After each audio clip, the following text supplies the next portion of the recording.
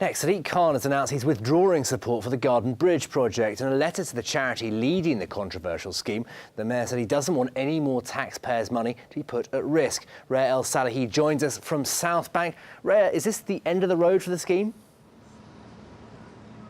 Well, Sadiq Khan doesn't actually have the power to scrap the project altogether, but by withdrawing his support and the public funding, this is essentially a final nail in the coffin for this controversial floating garden bridge project, which has already seen millions of pounds worth of public money spent on it before any building work has even begun.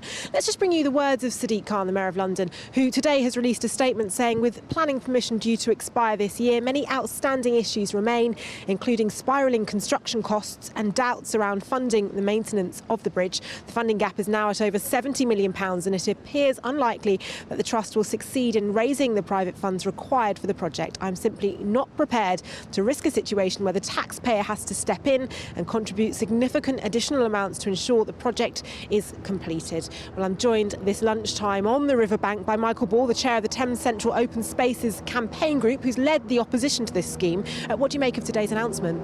I'm very pleased. I think Sadiq has been brave to see off this project that was actually nonsense. I mean, this is Mickey Mouse finances have finally caught up with it. I have to ask, why has £47 million been spent on what could have built us 2 millennium bridges and has actually just produced a pile of paper and some engineers and architects who have pocketed quite a lot of money?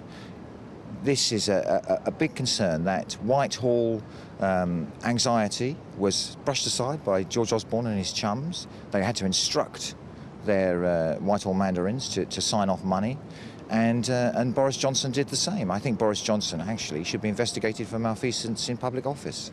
A scheme which those behind it argued, however, would open up this part of the capital, make it more accessible and beautiful for pedestrians. Why were you always so opposed to it? I think that's a bizarre idea. There's 25 million people walk along the South Bank every year. This is the most popular city in Europe. It's fantastic. Actually, what we need is for that to be spread out. This is getting so busy here, it's almost becoming unpleasant in the centre of London. We need to be spreading that out to the East End, indeed to the West End. I mean, this bridge would have looked beautiful, connecting Kew Gardens to Syon Park, a place where there isn't a bridge for 2 miles. You know, and the same in the East End. There's no bridges at all. And instead, they're trying to plonk it in the middle of a space over full with tourists and with many bridges, every few hundred yards, another bridge. This has never been the right place.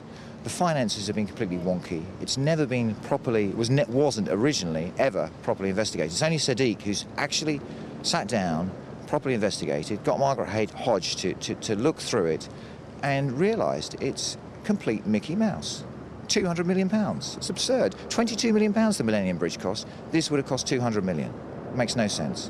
What lessons do you hope will be learned from this project and the way it's been handled over the past few years?